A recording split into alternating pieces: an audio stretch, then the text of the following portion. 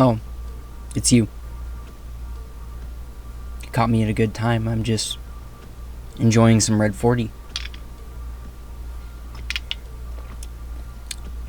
You know, there's very few simple pleasures in life that a man can really engage in these days, but there's nothing like a bottle of Red 40 after a long day at the conspiracy theory factory.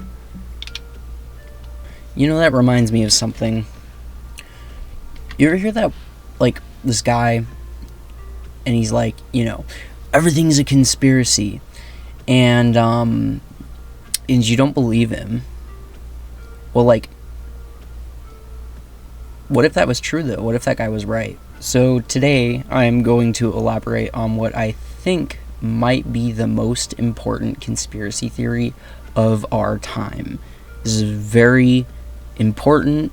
This is enlightening information. The problem is that I don't know that this necessarily qualifies as a conspiracy theory. It's kind of just like a theory, a game. Anyways, I think it was on that one conspiracy theory iceberg too, and you know what? I'm just gonna say it. Here's the truth. The Loch Ness Monster is a whale penis. And I know what you're thinking. Moron. The Loch Ness Monster photo has been more or less disproved.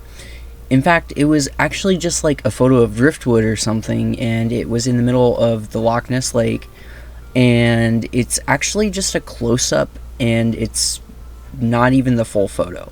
It was straight up proven to be cropped in like the smallest area possible. The waves line up with what would be regular waves if they were just zoomed in on. And later on, the original cell was found, and it was just like a huge photo with a tiny stick in the middle. Well, basically this theory actually just applies to the phenomenon of the Loch Ness Monster, if that makes sense. Like, the concept of it. Now, the idea of Nessie actually exists in a variety of areas. We call her the Loch Ness Monster, but in several cultures there's like the exact same thing, just called something else, and there's been sightings globally. Obviously, this was coined in the Loch Ness, that's why it's the name, but again, I'm not talking about that. We know that's fake, but I'm going to tell you what's real. Now, I can't really show you, and to be honest with you, I don't really want to show you. The stuff that I had to look up to make this video probably got me put on like 10 lists, which isn't good because I was already on like at least 10 lists, so that's like 20 lists that I'm on. So I don't know, I'm gonna have to worry about that later. So to be succinct about it, a whale penis is the size and shape visually of what we think of when we think of that classic like Nessie peeking her head up over the waves image. So in these areas where whales, killer whales, and other adjacent species of aquatic creatures live, that's where you see these like stories, photos, legends come up.